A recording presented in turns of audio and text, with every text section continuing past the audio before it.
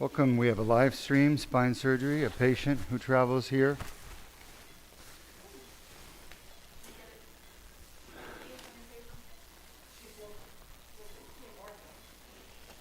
Are you sure? Well, they're traveling. They have like a three. Michigan, they're from Michigan. She has back pain and thoracic pain. We're going to be treating facet joints, discs. We just finished a patient who had piriformis and SI, which you guys missed because we did it in another room. But this patient we have to fix L4-5 bilateral, left L5-S1, disc repair with laser surgery. We're going to be fixing her thoracic facets and both piriformis muscles. Let's get started. All right. If you have questions, feel free to ask. In the meantime, let's show the audience our video on the 30 causes of back pain.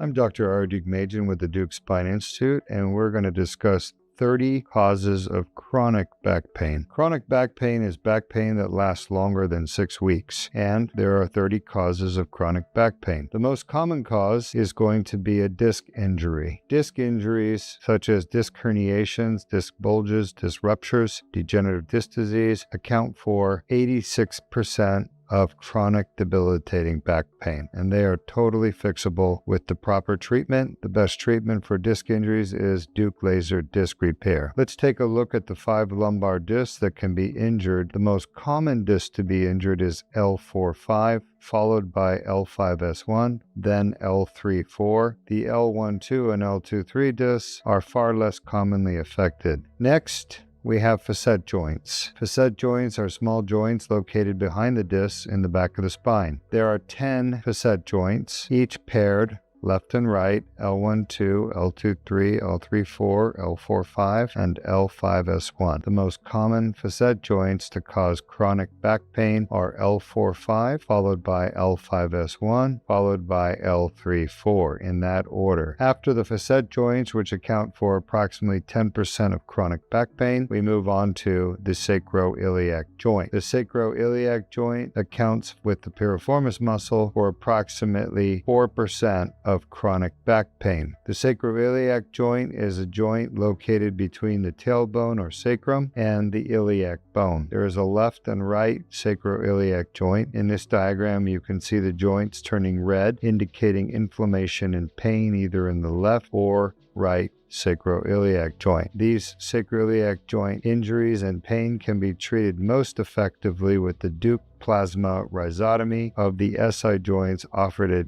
Deuk Spine or Deuk Joint Institute. The fourth most common cause of chronic back pain is a piriformis muscle injury. The piriformis muscle is located in the buttock, and there is a left and a right piriformis muscle. The muscle gets torn, unfortunately, when people bend the wrong way. This usually occurs in patients with orthopedic problems such as hip pain, knee pain, or back pain. By bending improperly, they put the muscle under too much stress and they tear the muscle. The torn piriformis muscle causes severe debilitating pain in the top of the buttock. There is a left and a right piriformis muscle, and this can be treated most effectively with the Deuk piriformis muscle release. This is performed percutaneously with a 4mm incision. The sciatic nerve does run through the piriformis muscle, and many patients with piriformis muscle syndrome also have sciatic pain down their legs, with pain, numbness, tingling, and weakness in the leg that's affected on the side of the piriformis muscle. Piriformis muscle can be treated with injections such as steroids, Botox, PRP, or stem cells. However, those injections always wear off and the patients end up coming back with the piriformis muscle pain that reoccurs. The most definitive treatment for permanent relief of piriformis syndrome is a piriformis muscle release. Next, injuries to the bones of the spine, such as the vertebral bodies, with trauma can cause fractures of the vertebral body. Vertebral body fracture is diagnosed with X-rays or CAT scan or MRI, and they're treated with injection of cement into the vertebral body. Looking at the vertebral bodies, the most common to be affected is L1, followed by L2, then L3, L4 and L5. The sacrum can also be fractured. Finally, the coccyx is the last cause of chronic back pain. You can see in the diagram the red coccyx at the bottom. This comes usually from an injury where the patient falls on their bottom, sustains pain at the tailbone, and this can be treated with injections of the coccyx ligament. These are the 30 most common causes of chronic debilitating back pain, the most common being the disc, causing 85% of chronic back pain, followed by the facet joint, causing 10% of the chronic back pain, followed by the piriformis muscle and sacroiliac joint, which cause 4% of chronic back pain, totaling 99% of chronic back pain, which is totally fixable and curable with the right treatment. Thank you. I'm Dr. Deukmedjian. Thanks for joining us. Welcome back. You can see from our video there are 30 specific causes of back pain. This patient has facet joint pain, disc pain, piriformis muscle pain. We're going to be treating all of them in one surgery. Some people choose to have each problem treated individually. Some people choose to have it all done at the same time. Me personally, I would get it all done at one time. Don't want to have 3 recoveries and 3 surgeries. She chose to have everything done at one time. Now, when she presented with bad thoracic pain, which we confirmed was related to her facet joints. We're going to do our Deuk plasma rhizotomy to get rid of the facet joint pain. She also had symptoms going down her legs. They're intermittent. We looked at her MRI, and sure enough, she had what are called herniated disc osteophytes, small pieces of herniation that came out of the discs that were pinching the nerves. And by pinching the nerves, they were causing intermittent leg symptoms. She wanted that fixed. We did a nerve test as well to confirm that indeed the nerves were suffering from damage from being pinched so hard by the herniations. And we confirmed that that was true. So we recommended that we do a decompression, foraminal. That's what we're doing right now at L5-S1. This is that foraminal decompression. You can see the torn annulus right there. You can see pieces of herniation out right there coming out. Is a piece of herniation. It's gone now. What we do is we release the pieces of herniation using the laser. It frees them up and gets them out of the annulus, which is where they're stuck, right next to the nerve. By freeing them up and removing them, they're no longer putting pressure on the nerve root, causing nerve damage. The nerve test confirmed there was radiculopathy on both sides. So she went ahead with the surgery to treat that radiculopathy. Any questions? No questions. Let's show the audience then how disc injuries cause back pain as the number one cause of back pain.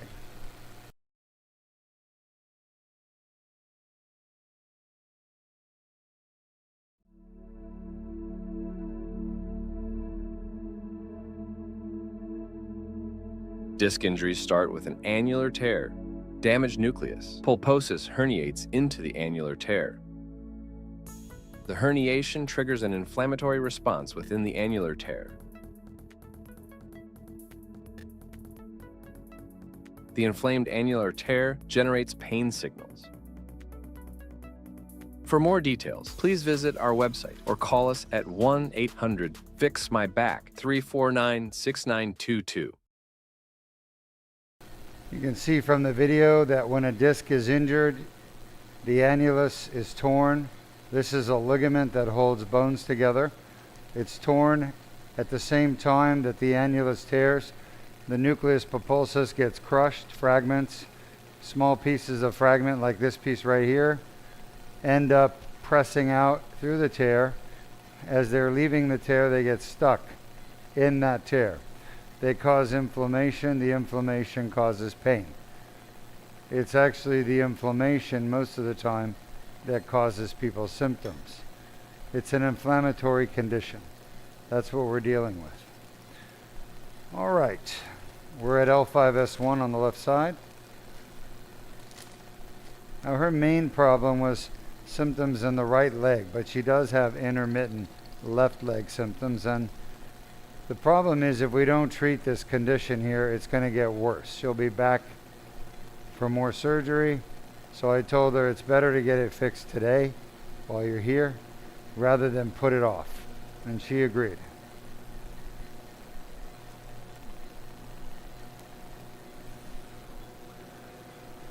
All right, we're just about done at L5-S1. You can see some fat in the epidural space, some foraminal ligament right there, a little bit of facet capsule at 12 o'clock. This stuff right here is what was pinching her nerve the worst. I'm zapping it away with our laser. You guys see that? Yes, we do. All right, just about finished. I'm going to get a little bit more of this stuff. That's all herniation right there. Any questions? Yes, we have a question from Michael on YouTube. All right, Michael, welcome back. Are there any known instances that any cervical conditions that you treat can/will cause hyperextension? Not pain, but involving up-down regulation of the sympathetic. I'm so sorry. You're cutting out. Oh, Anthony. really? Oh, can you hear me Not now? cutting out. It's just, yeah. It's like you're too far away or something. Oh, okay. Let's see. I'll start again. Are there any known instances that any cervical conditions that you treat can/will cause hyperextension? Not pain, but involving up-down regulation of the sympathetic and parasympathetic nervous system. No, there's no such thing. When we treat patients, we treat their herniated disc, which can cause myelopathy, radiculopathy, or neck pain and headaches. So they get cervical brachial syndrome, which is pain from the neck and the shoulder. These people get headaches. These people get neck pain. They get radicular symptoms such as weakness, numbness, tingling in the arms, or they get myelopathy, which is spinal cord dysfunction. But they don't get sympathetic and parasympathetic responses. So, at least not that I'm aware of. Good question. Thank you. I hope that answers it. Yeah, he meant to say hypertension, not hyperextension. Oh, hypertension. I think hypertension comes from pain and maybe compression of the nerves if people have it. We see people's blood pressure go up during surgery when we're here operating on this painful part of the disc. Happens all the time. Dr. Berndes will confirm for you that blood pressure changes are related to discogenic pain. Right, Dr. B? Heart rate, contractility. Would you say heart rate or just heart rate and contractility?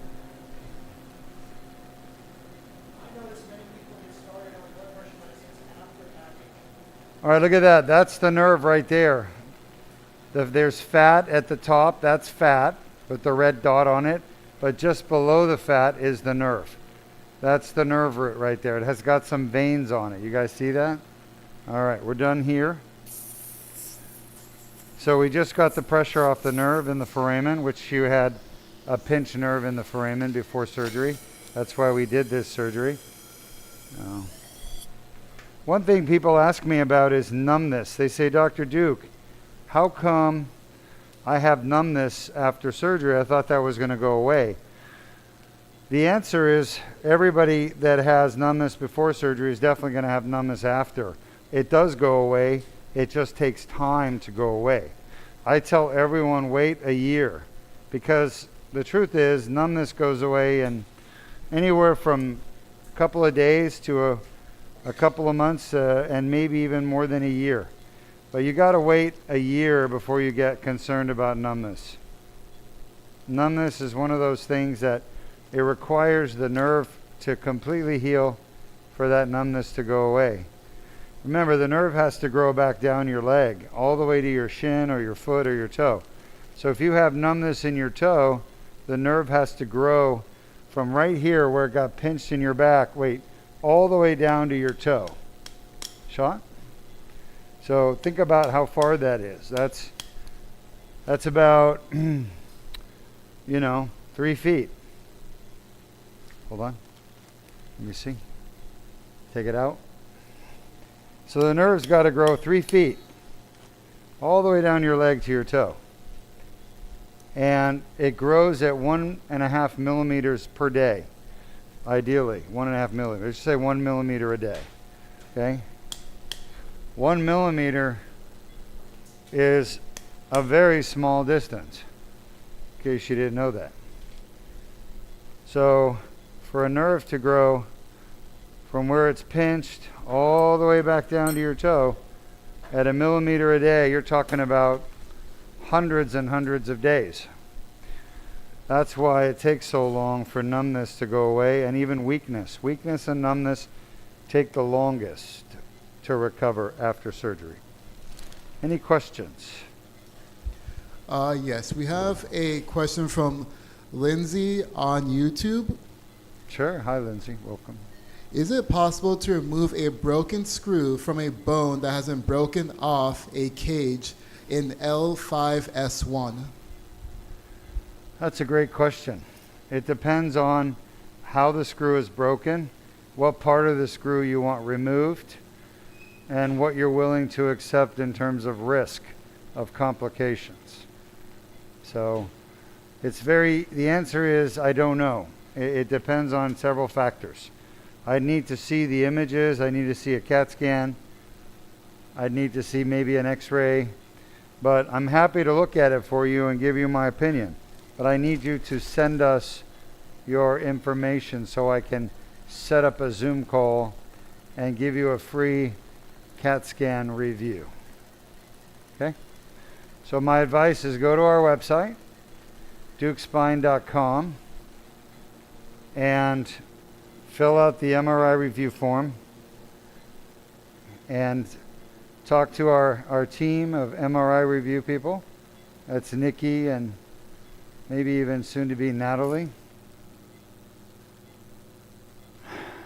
And then I will meet with you and I will tell you what I think. Once I can see your pictures and talk to you and understand what symptoms you're having. Okay?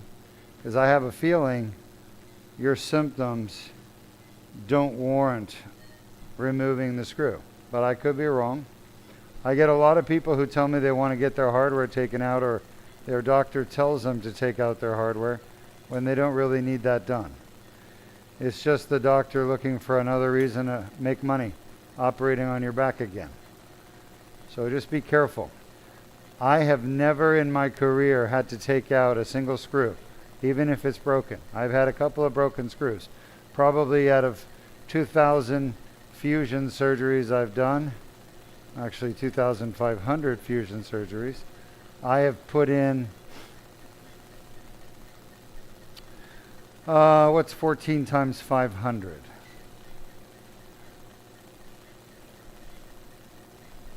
Anthony, that's you doing the calculation. Oh, okay. Say that again. Jesus. I was reading something, a comment. Of course. 14 times 500. Mm-hmm. That's 7,000, I believe. Keep that number. Yeah. Add it to 1,000 times 6, which is 6,000. 13,000. No, 6,000. Well, the total is 13. 13. Yeah. Plus another 6,000. 18,000. I have put in 18,000 screws in my career of 30 years. 18,000. That's a pretty good number. And I have never once taken a screw out, even if it's broken.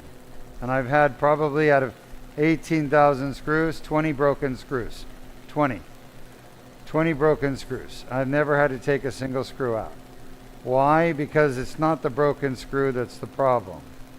Patients don't complain about a broken screw. They complain about other things, like pain in their back or their leg. So My advice to you is get a diagnosis before you go doing more surgery.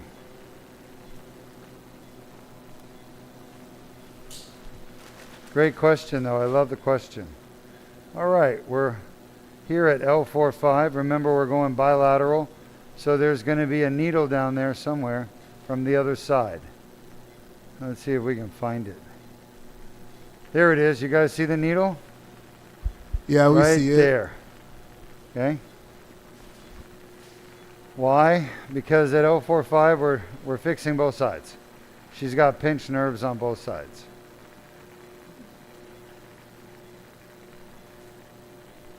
She's going to feel so much better when she heals up, now that she's addressing all these problems she has with her spine. All right. I'm just pulling out pieces of herniation. There's the needle on the other side. We still need that, so we're going to leave it there.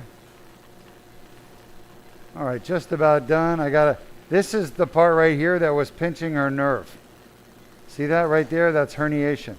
I got to release it, get rid of it. It's stuck with scar tissue right now to her annular tear. That's holding it right there, not letting it go, holding it against the nerve root. So every time she walks, does physical activity, that's hitting on her nerve root, causing nerve issues down her legs. So by removing that herniation, we're getting the pressure off the nerve. We're also going to let her disc heal. Now, we've shown the audience the 30 causes of back pain, right? I don't believe we have. Oh, yeah, we did. Yeah. We've shown the audience how a disc injury causes back pain. Yes, that's correct. All right. Why don't we've shown them how the laser surgery works to fix disc problems? No, we have not. Let's do that.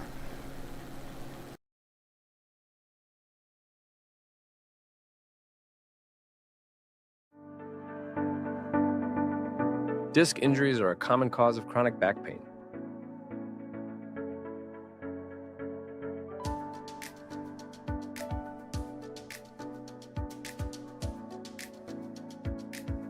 The inflamed annular tear causes back pain. A 1/4-inch sized skin incision is made. A small tube is inserted with no damage to the bones or soft tissues.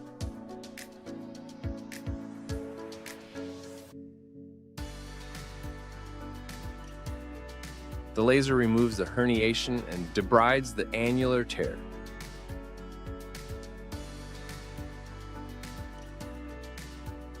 The annular tear heals on its own after the procedure, which can take up to 12 months.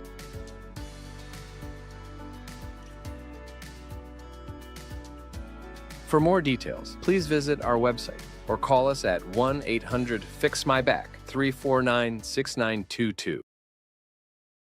All right. Welcome back. I'm trying to pull out as much of the herniation as I can get. And I have to clean that tear in the annulus so it heals.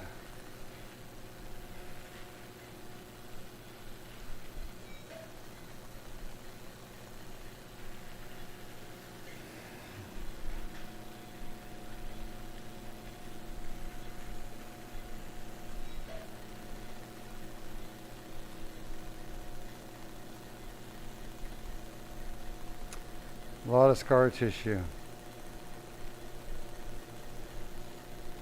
Any questions from our audience? Yes, we have a question from Charlie on YouTube. Yes, Charlie.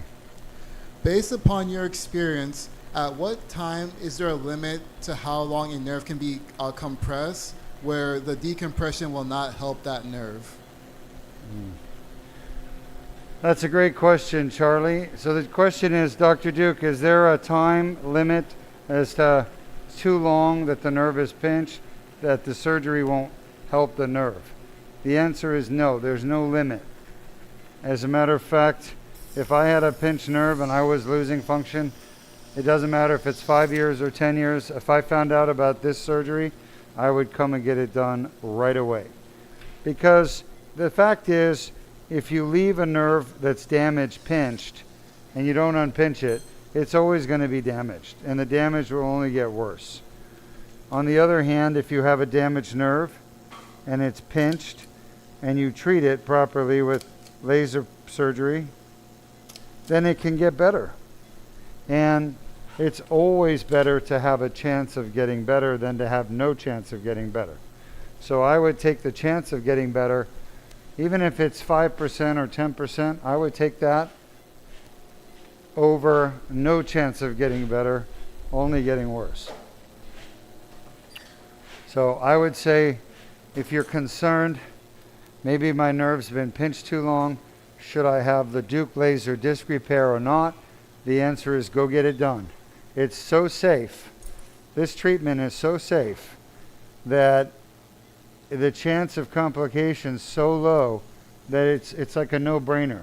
You do it, right? Because you're not taking a big risk. Sean?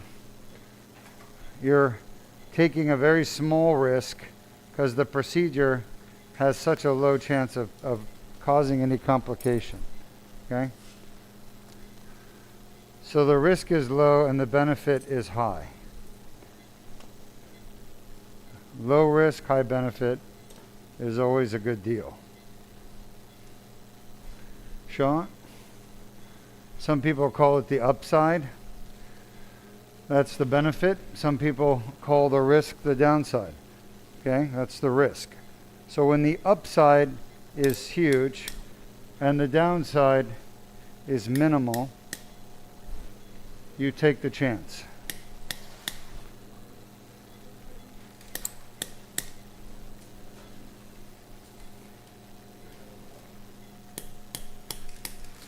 Yeah, her nerve was getting pinched really bad on this right side. Yeah, Dr. Berndes says this is a sensitive area for her. She is definitely responding. You can feel her tightening down.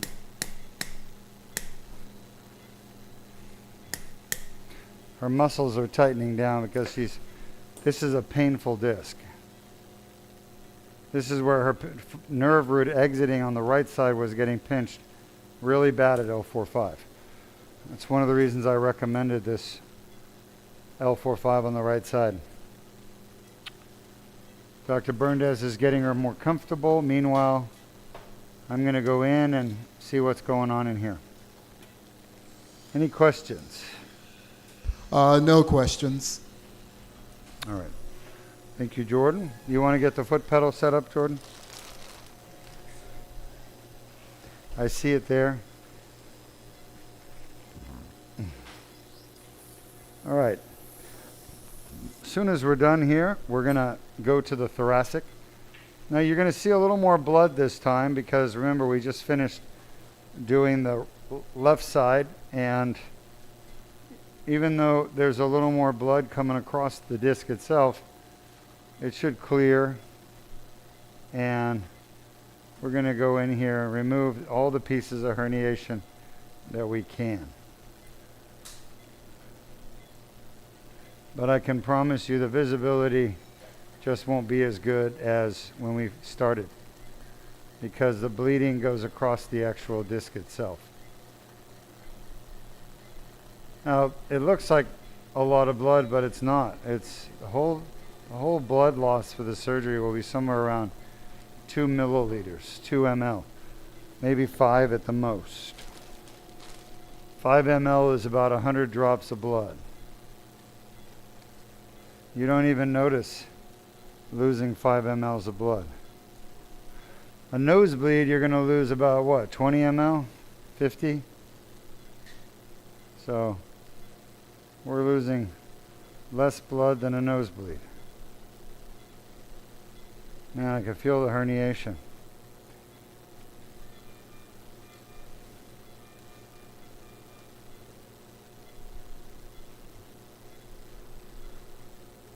Want to make sure we get out all the loose pieces. That feels pretty good. Going to work our way back through the tear towards the surface. Any questions? No questions. All right. Well, in that case, we're going to wrap this up in about 5 minutes, and then we're going to move on to the facets. And then the piriformis, right? Yes.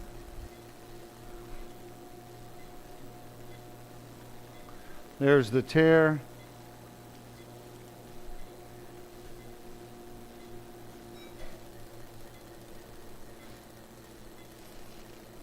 Let me have a grabber.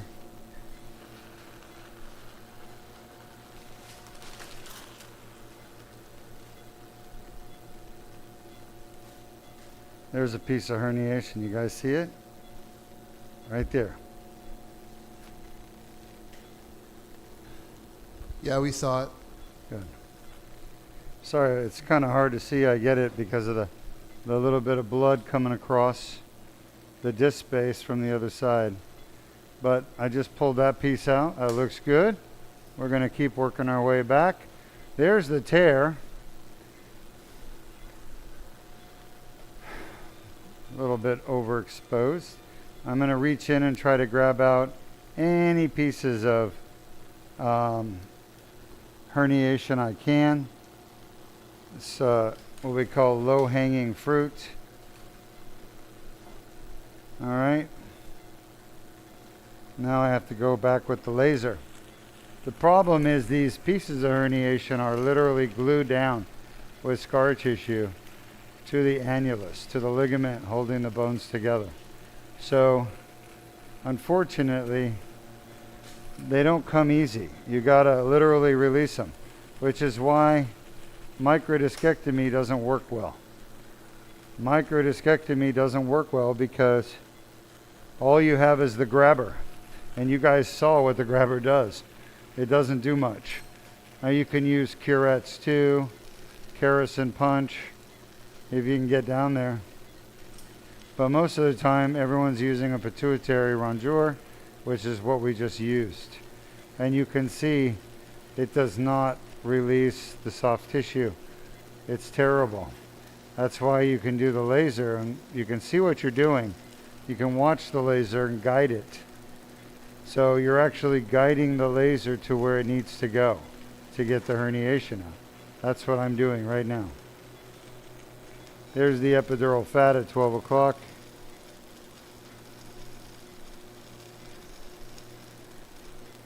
Any questions? Yes, we have a question from Charlie on YouTube. Sure, Charlie. I'll be happy to take it. Could you talk about the process whereby nutrients enter the disc via the end plate? I find this interesting. Amazing. Thank you.